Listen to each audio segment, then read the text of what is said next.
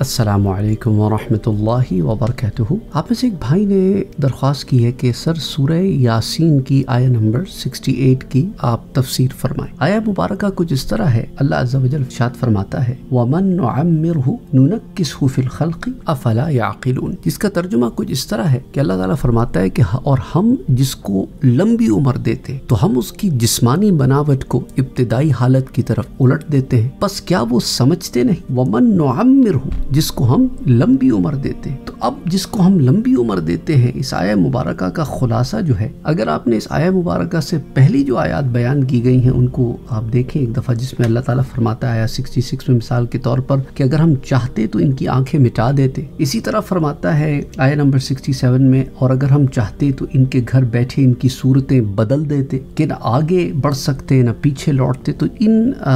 सजाओं का अल्लाह अज़्ज़ा वजल ने जिक्र फरमाया है। तो उसके बाद ये फरमाया कि देखो इसकी एक नज़ीर तुम्हें इस कुदरत में भी नजर आएगी कि हम तुम्हें एक लंबी उम्र देते हैं तो उसे फिर उस हालत की तरफ लौटा देते हैं जिस हालत में तुम पैदा हुए थे, यानी कि बचपन जैसी कमजोरी और नातवानी की तरफ तुम्हें वापस लौटा देते, और तुम्हारी कुव्वतें और ताकतें और जिस्म और अक्ल ये कम होने लगते हैं। तो क्या इस हालत को देखकर ये काफिर समझते नहीं कि जो अहवाल जो कंडीशंस को बदलने पर ऐसा कादिर हो कि बचपन की कमजोरी, बचपन की नातवानी, छोटा जिस्म, नादानी, ये वो कैफियतें थी जिनमें तुम बचपन में थे। अब जवानी में जब कुव्वत हो, तवानाई हो, मजबूती हो, दानाई को आलम बाला तक छू गए, अब फिर उस उम्र की तरफ तुम्हें लौटा दे, उस कैफियत की तरफ तुम्हें लौटा दे जिससे तुम्हारा आगाज हुआ था। तो क्या इन तमाम निशानियों को ये देखते नहीं कि कैसे इनके हाल अहवाल बदल गए, न अब उनके जिस्म में वो कुव्वतें बाकी हैं और इतनी मजबूरियां हैं, अक्ल भी कम हो गई है, चीजें याद भी नहीं रहती,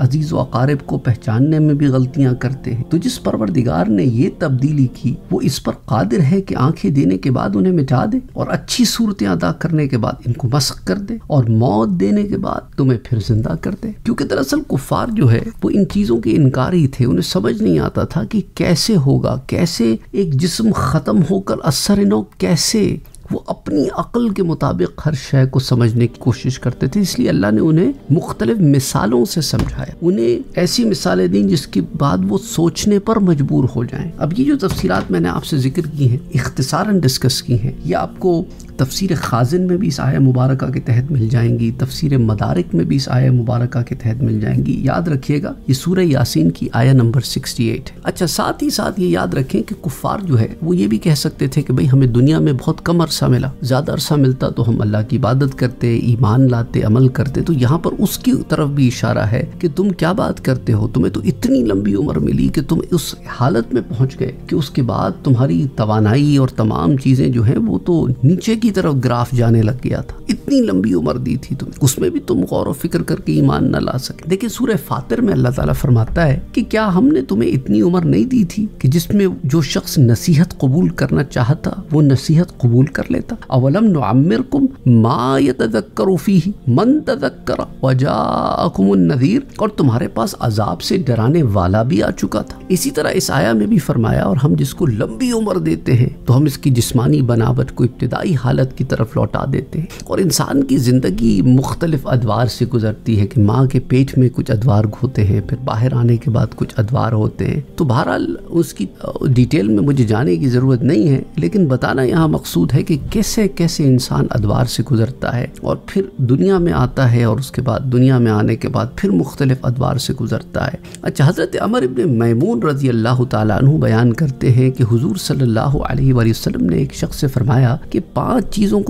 चीज़ों के आने से पहले गनीमत जानो, अपनी ज़िंदगी को मौत आने से पहले, और अपने फारिग वक्त को अपने मशगूल होने से पहले, और अपनी खुशहाली को अपनी तंगदस्ती से पहले, और अपनी जवानी को अपने बुढ़ापे से पहले, और अपनी सेहत को अपनी बीमारी से पहले। इस रिवायत को मुसन्नफ इब्न अबी शैबा में रिवायत किया गया है, हदीस 34,308। फिर इमाम हाकिम से अल-मुस्तदरक में, इमाम अबू नुआइम हिल्यतुल औलिया में, इसी तरह इमाम मुंज़री तरगीब व तरहीब में, कई कुतुब हदीस में आती है। कंजुल माल में भी हदीस 43,490 के तहत ये रिवायत बयान की गई है। اسی طرح حضرت عبداللہ ابن مسعود بیان کرتے ہیں کہ حضور صلی اللہ علیہ وآلہ وسلم نے ارشاد فرمایا کہ اے ابن آدم، قیامت کے دن اس وقت تک اپنے رب کے سامنے سے اپنا قدم نہیں ہٹا سکے گا یہ ابن آدم کہ جب تک کہ اس سے 5 چیزوں کے متعلق سوال نہ کر لیا جائے۔ وہ 5 چیزیں کیا ہیں؟ ان میں سے ایک یہ ہے کہ اس نے اپنی عمر کس چیز میں فنا، اس نے اپنی جوانی کو کن کاموں میں خراب کیا، کس کاموں میں اس نے کہاں سے مال حاصل کیا اور کن چیزوں میں اس کو خرچ کیا، اور اس نے اپنے علم کے مطابق کیا عمل کیا۔ تو یہ 5 چیزیں ہیں، یہ جب تک ان کے جواب نہیں دے گا اس وقت تک قیامت میں اپنا قدم نہیں ہٹا سکے گا۔ تو یہ روایت بھی سنن الترمذی کی روایت ہے، حدیث 2416، پھر مسند ابو یعلا میں بھی آتی ہے حدیث 5271، پھر المعجم الکبیر میں، المعجم الصغیر میں، امام طبرانی سے دونوں کتب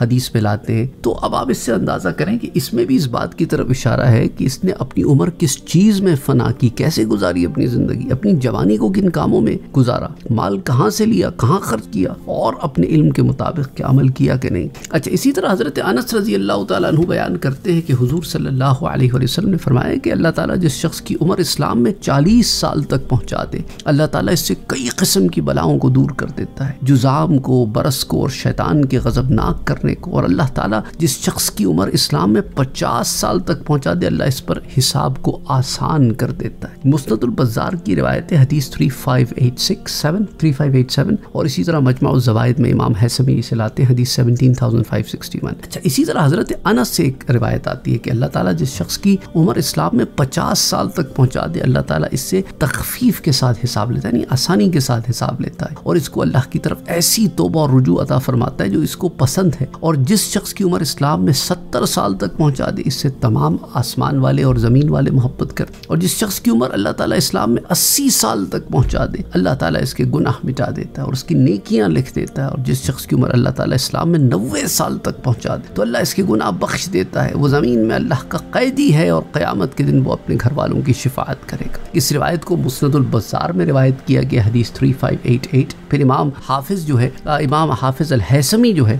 انہوں نے کہا ہے کہ حدیث امام بزار نے 2 سندوں سے روایت کی ہے، اور اس میں ان میں سے ایک سند کے رجال ثقہ ہے۔ اور پھر مجمع الزوائد میں حدیث 17562 یہ روایت آتی ہے، پھر مسند ابو یعلا میں آتی ہے، بلکہ مسند ابو یعلا میں تو یہ روایت کئی دفعہ امام ابو یعلا نے روایت فرمائی، اور پھر امام احمد نے بھی اسے المسند میں روایت کیا ہے۔ اچھا، اسی طرح حضرت ابو ہریرہ بیان کرتے ہیں کہ حضور صلی اللہ علیہ وآلہ وسلم نے ارشاد فرمایا کہ اللہ تعالیٰ نے جس شخص کی عمر 60 سال تک پہنچا دی تو اللہ اس پر حجت پوری کر دی اللہ نے، اور اس کا کوئی عذر باقی نہیں رہا۔ اس روایت کو مسند امام احمد میں روایت کیا گیا ہے، پھر سنن کبریٰ میں امام بہقی جو ہے اسے لے کر آتے ہیں، اور پھر جمع الجوامع میں بھی یہ حدیث آتی ہے 22466۔ اسی طرح حضرت سہل بن سعد رضی اللہ تعالی عنہ بیان کرتے ہیں کہ اللہ تعالیٰ نے جس شخص کی عمر 70 سال تک پہنچا دی تو عمر میں اس پر اپنی حجت جو ہے وہ پوری کر دی اور اس کا کوئی عذر نہیں رہا۔ پھر امام حاکم جو اس حدیث کو المستدرک میں روایت کرتے ہیں، اور حافظ سیوطی نے اس حدیث کی سند کو درجہ صحیح پر قرار دیا ہے، اور پھر الجامع الصغیر میں حدیث 8867۔ تو قرآن کریم میں جو آتا ہے نا کہ واللہ خلقکم ثم یتوفاکم، اور اللہ نے تمہیں پیدا کیا پھر وہی تم کو وفات دیتا ہے، اور تم میں سے بعض کو ناکارہ عمر کی طرف لوٹا دیا جاتا ہے تاکہ انجام کار وہ حصول علم کے بعد کچھ بھی نہ جان سکے۔ یعنی انجام جو ہے وہ انسان کا جب ہوتا ہے وہ اس کی طرف یہاں پر نشاندہی کی گئی ہے کہ انجام کار کیا ہوگا کہ وہ حصول علم کے بعد کچھ نہ جان سکے۔ تو حضرت سعد بیان کرتے ہیں رضی اللہ تعالی عنہ کہ حضور صلی اللہ علیہ وسلم نمازوں کے بعد ان چیزوں سے پناہ طلب کرتے تھے جن میں اے اللہ میں بزدلی سے تیری پناہ مانگتا ہوں، اے اللہ میں اس سے تیری پناہ مانگتا ہوں کہ مجھے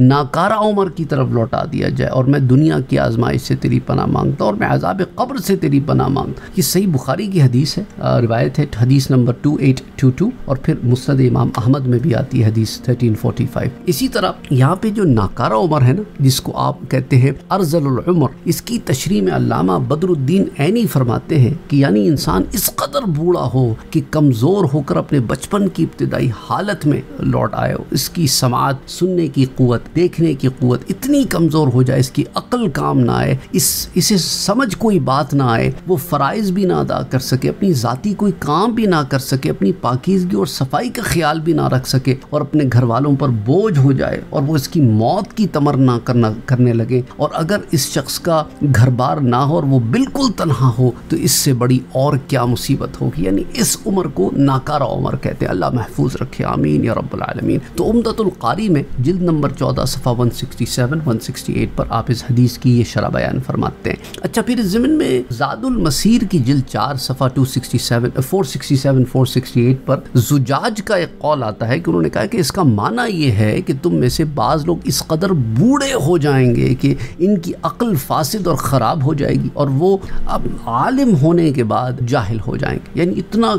کتنا بھی علم حاصل کر لو، اگر عقل زائل ہو جائے تو جاہل ہو گیا آدمی۔ اچھا، اسی کتاب کی انہی صفحات پہ ابن قتیبہ کا بھی ایک قول آتا ہے کہ ارذل العمر کا معنی یہ ہے کہ جن چیزوں کا اسے پہلے علم تھا، بڑھاپے کی شدت کی وجہ سے وہ علم اس سے چلا گیا۔ تو بہرحال اللہ سبحانہ و تعالی ایسے حال سے محفوظ رکھے۔ اسی طرح اس آیت کی اور بہت ساری تفاسیر ہیں، بڑی تفصیل میں اس کی تفاسیر علماء نے بیان فرمائی ہیں، تو میں نے آپ کے سامنے اس آیت کی چند نقطے رکھے۔ اگین میں ہمیشہ پوچھتا ہوں آپ سے کہ اگر آپ نے مزید جاننا ہے تو آپ مجھے لکھ دیں، تو پھر میں مزید تفصیلات بیان کر دوں گا۔ ہوتا کیا ہے، آج کل لوگ اتنے مصروف ہو گئے ہیں کہ وہ زیادہ طویل بات نہیں سن پاتے، اس لیے کوشش میں یہی کرتا ہوں کہ درس چھوٹا ہی رکھوں۔ تو بہرحال اگر آپ نے مزید تفصیلات جاننی ہے اس آیت کی تو آپ کمنٹ سیکشن میں لکھ دیں، تو انشاءاللہ پھر اس پر کام کرنے کی کوشش کریں گے۔ السلام علیکم ورحمۃ اللہ وبرکاتہ۔